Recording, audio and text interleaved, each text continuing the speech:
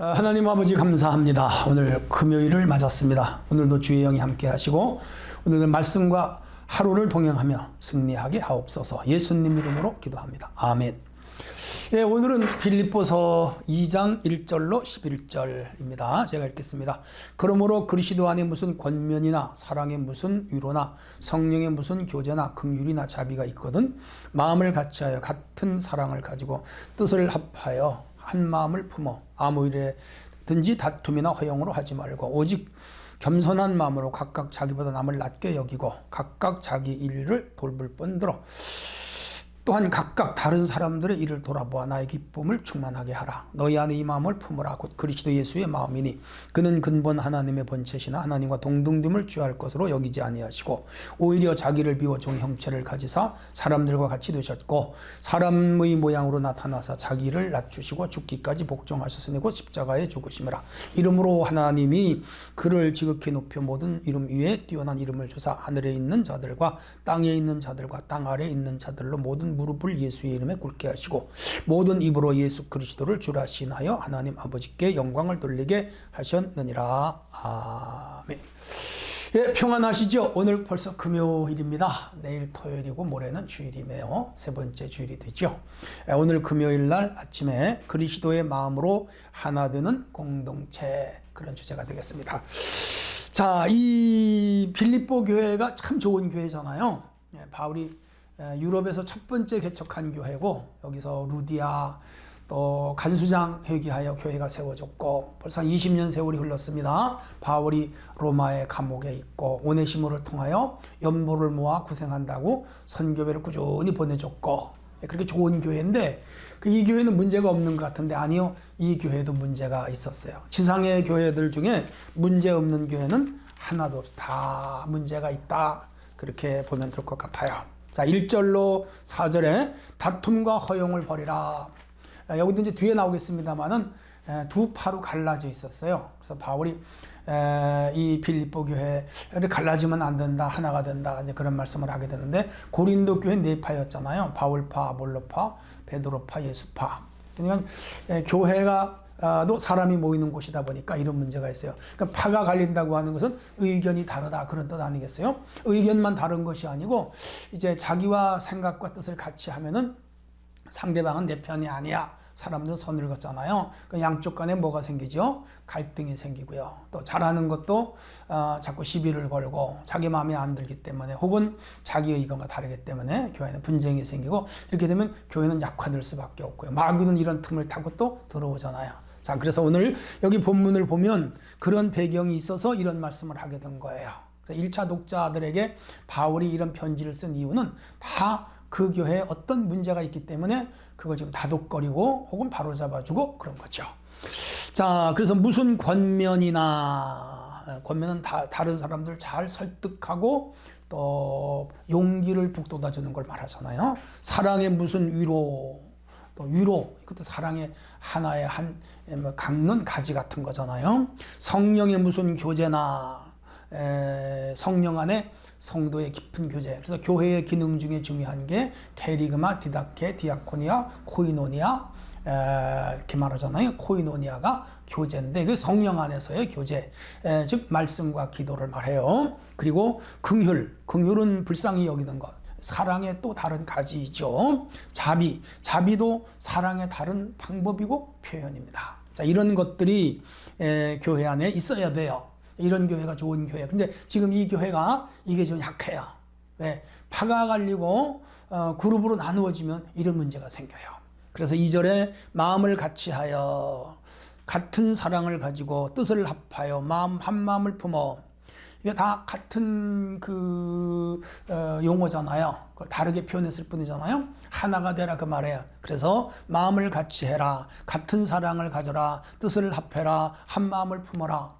고린도서 1장 10절이 생각나잖아요. 같은 마음, 같은 뜻, 같은 생각, 같은 일을 강조했거든요. 고린도 교회. 왜? 분파가 생겼으니까 여기도 이거 강조하는 거예요. 오늘 우리 교회도 마찬가지예요. 같은 마음, 같은 뜻, 같은 생각, 같은 일.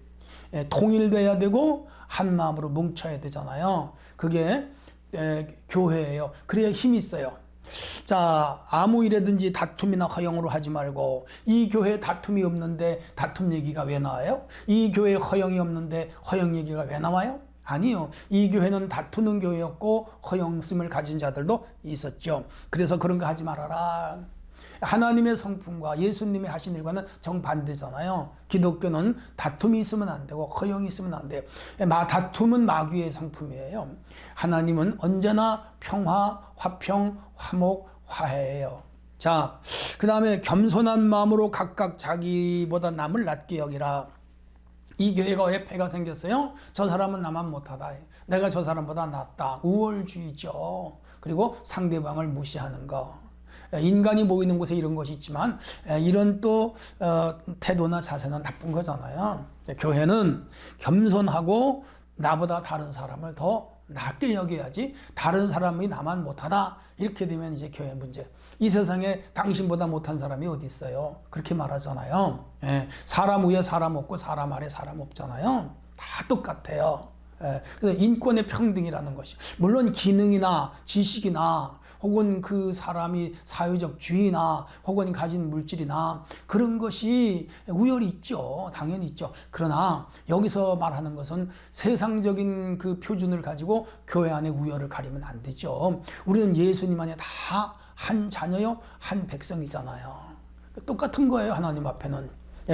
그래서 44절에 보면 각각 자기 일을 돌볼 뿐 아니라 다른 사람들의 일을 돌아보아 나의 기쁨을 충만하게 하라. 그렇게 말합니다. 이 대개 허영과 다툼을 가진 사람들은 자기 일은 안 하면서 남의 평가만 하고 돌아다녀요.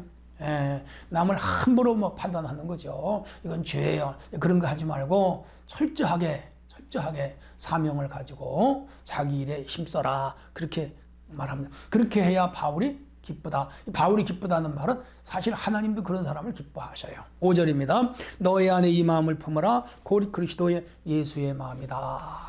그러니까 예수 믿는다고 하는 것은 예수님 마음을 담는 거거든요. 그리스찬이라는 게 뭐냐면 예수를 닮아가는 사람이거든요. 자, 그래서 오늘 이 빌립보 교회에게 다툼과 허영을 버리라 하는 이 말씀을 우리가 깊이 생각해야 됩니다.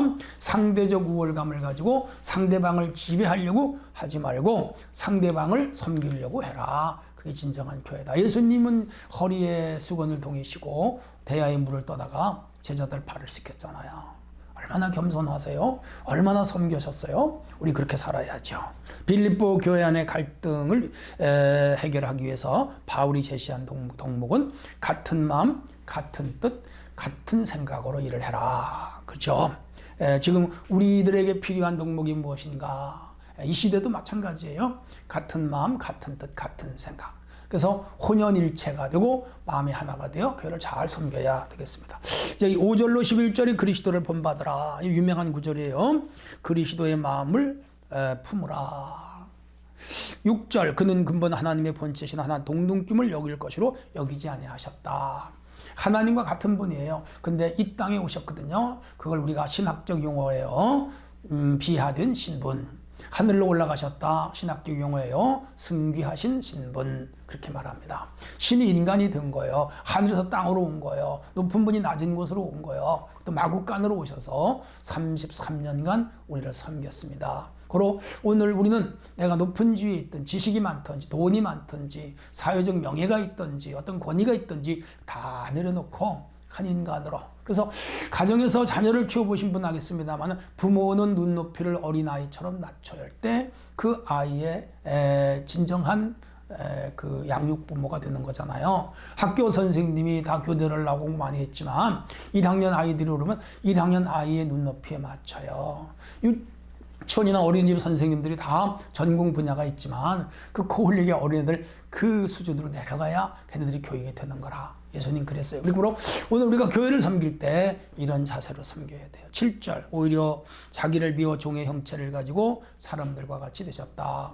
신이 사람이 된 거나 그리고 주인이 종이 된 거나 쉬운 일이 하죠. 주님이 그렇게 하셨어요. 그러니까 그렇게 사는 것이 진정한 그리스도인이죠. 8절 사람의 모양으로 나타나서 자기를 낮추시고 죽기까지 복종하셨으니 곧 십자가에 죽으심이라. 그는 죄가 없는 분이에요. 티끌만큼도 없어요. 먼지만큼도 없어요. 근데 그분이 인간의 죄를 뒤집어 씌셔서 죄인이 되었어. 그리고 죄인이 받아야 할 형벌로 그분이 죽으셨어. 우리를 대신하여 죽은 그 대속의 제물이 된 거예요. 그 정도로 자기를 낮추시고 우리를 구원하신 그 주님의 하신 일은 위대하잖아요. 근데 그렇게 살으라는 거예요. 그게 교인이고 그게 교회 모습이 되어야 되는데 오늘날 교회들도 그런 모습을 보기가 참 어렵게 됐습니다. 다 제잘났다 그러잖아요. 자기 최고라고 그러잖아요. 그리고 다른 사람 함부로 평가하잖아요. 막 무시하잖아요. 잘하는 이틀 못하는 뒤에서 막 험담하잖아요. 근데 우리 얼마나 악해요. 우리 자신들 스스로 돌아보고 주여 나도 주님처럼 겸손하게 없어서 매일 십자가 아래 자기를 내려놔야 돼요. 10절 9절입니다. 이름으로 하나님이 그를 지극히 높인 모든 이름 위에 뛰어난 이름을 주사. 역설적 진리라는 게 있습니다. 파라독스라는 용어를 쓰잖아요. 낮아지는 자가 높아지고 주는 자가 받고 그리고 자기를 낮추는 자가 높아지고 그리고 자기를 내려놓는 자가 으뜸이 된다. 주님의 가르치심이에요. 그러므로 누구에게 초대를 받았을 때 상석에 앉지 말고 말석에 앉아라. 차라리 말석에 앉아서 진짜 주인이 와서 이 높은 곳으로 올라 받고 앉으세요. 그러면 그 일이 빛나지만은 자기가 스스로 높은 곳에 앉았다가 주인이 와서 이건 당신 자리가 아닙니다. 저 말석으로 가세요. 창피하다 이거죠. 비유지만 사실이에요. 오늘 주님이 높여주시는 거지 내가 높아진다고 높아지는 건 아니죠. 대접받기 원하고 높아지려고 그러고 남을 지배하려고 그러고 남을 다스리려고 그러고 혹시 그렇게 살지 않았어요? 그렇게 살지 않도록 해야 됩니다. 하늘에 있는 자들과 땅에 있는 자들과 땅 아래에 있는 자들로 모두 예수의 무릎을 꿇게 하시고 하늘에 있는 자들은 천국에 가 있는 자들, 땅에 있는 자들은 살아있는 우리, 땅 아래에 있는 자들은 죽은 자들 말하잖아요. 그래서 모든 사람 앞에 생명체 앞에 영혼들 앞에 하나님은 예수의 이름에 우리를 꿇게 하신 거 다 그분에게 회개하고 복종하고 무릎 꿇게 돼요.